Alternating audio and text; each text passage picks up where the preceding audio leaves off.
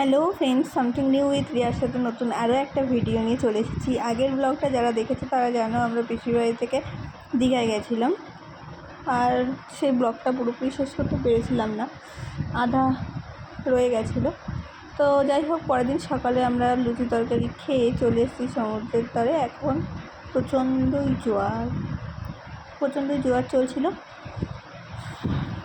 ঢেউগুলো তোমরা দেখতে বুঝতেই পারছো, খুব সাংঘাতিক অবস্থা ছিল।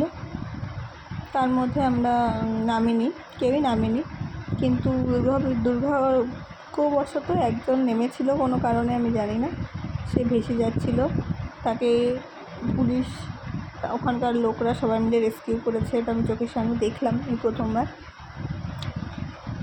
আর আমাদের ঘোরার প্ল্যান ছিলই না, হঠাৎ করেই যাওয়া যেরকমটা। আজকে রাতেই আবার আমরা বাড়ি ফিরবো, মানে বাস ধরবো আবার। তো চলো সামনের দিকে এগোনো যাক।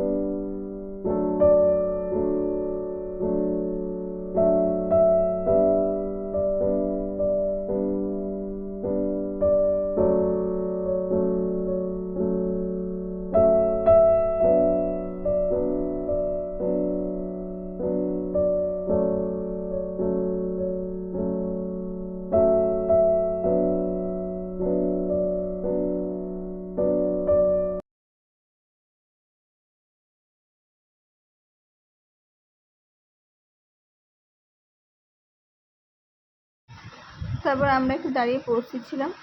আমরা জলের একটু কাছেই ছিলাম, কিন্তু পাথরের গায়ে ছিলাম, তাই জন্য জল আমাদের কাছে আসছিল না। লাস্ট টাইমে ভিজিয়ে দিয়েছিল। তারপর রুমে গিয়ে ড্রেস চেঞ্জ করে নিয়েছিলাম। তারপরে জলে নেমেছিলাম, সেই ভিডিও তো দেওয়া সম্ভব না, কারণ আমি জলে ফোন নিয়ে নামতে পারিনি। কিছু ফটো তুলেছিলাম আর এই ভিডিওগুলো করেছিলাম। আমার খুব ড্রিম ভিডিও এগুলো করার, কিন্তু পর্যাপ্ত ড্রেস না নিয়ে যাওয়ায় কর্সেট করেই এই ভিডিওটা করতে বাধ্য হয়েছি। কেমন হয়েছে জানিও।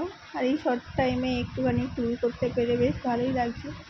কেমন হয়েছে জানিও, কমেন্ট করো। আর তোমরা পাশে থেকো, আমি যে প্রফেশনের সঙ্গে যুক্ত সেটা নিয়ে তোমাদের সাথে কিছু ভিডিও দেব। তোমাদের ভালো লাগলে বলো, সেটার উপরে লং ভিডিও তাহলে চালু করব।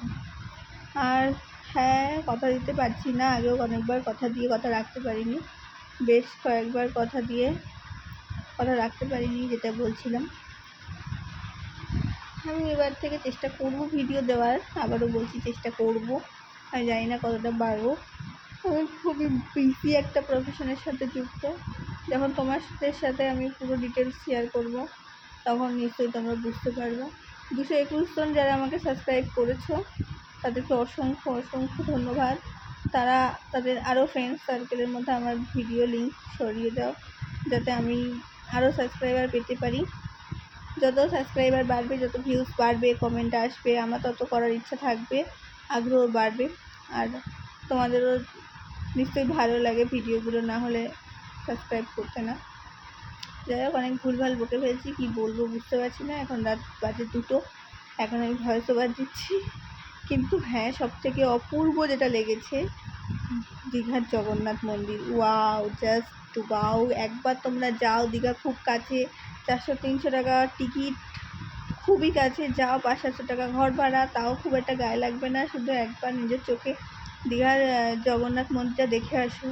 লাইটিংটা এত সুন্দর, মানে প্রত্যেকটা কাজ এত সুন্দর, প্রত্যেকটাই পাথরের, যে কলকা টাইপের বলো বা প্রত্যেকটা ডেকোরেশন এত সুন্দর, প্লাস লাইটিংটা তো জাস্ট অপূর্ব লাগছে। এখানে জুতো রাখার জন্য কোনো টাকা লাগে না, একটা জায়গায় জুতো রাখতে হয়, সেখানে জুতো জমা দিয়ে আমরা এসে গেছিলাম মন্দিরের ভিতরে। আর মন্দিরের ভিতরটাও এত সুন্দর, তোমরা জাস্ট দেখো, জাস্ট ওয়াও। আর আমি এখানে নৃসিংহদেব আছে, অনেক অনেক ঠাকুর আছে, আমি অনেক ঠাকুরের নামও জানি না। আমাদের কপাল খুবই ভালো ছিল, সেদিন আমরা জগন্নাথ দেবের গজা ও প্রসাদও পেয়েছিলাম। তারপর জগন্নাথ দেবের দর্শনও পেয়েছিলাম, কিন্তু সেখানে ক্যামেরা অ্যালাউ ছিল না, তাই জন্য চলে আসছি। এবার আমরা রেডি হয়ে নিয়েছি, যেটা বললাম আমাদের রাতেই আবার ট্রেন, একটুখানি ভিডিও শ্যুট করছিলাম। এগুলো করে রাতে আমরা বাসে উঠে গেছি, বেরিয়ে যাচ্ছি রুম থেকে। মন খারাপ অবশ্যই, মানে প্রত্যেকবারই এটাই হয়, কোথাও ঘুরতে গেলে যাওয়ার সময় প্রচণ্ডই মন খারাপ থাকে। তো অ্যাজ ইউজুয়াল মন খারাপ ছিল অবশ্যই, মুখ দেখে বুঝতে পারছো। এখন রাত বাজে 10:30, আমাদের 11টায় বাস ছিল। আমরা চলে এসেছি বাসে, বাস এসেও গেছিলো, বাস স্ট্যান্ডে দাঁড়িয়েছিলাম, বাস এসেও গেছিলো। সবাই শুয়ে পড়েছিল, স্লিপার সিট আমরা পাইনি। তো আজকের মতন টাটা, বাই।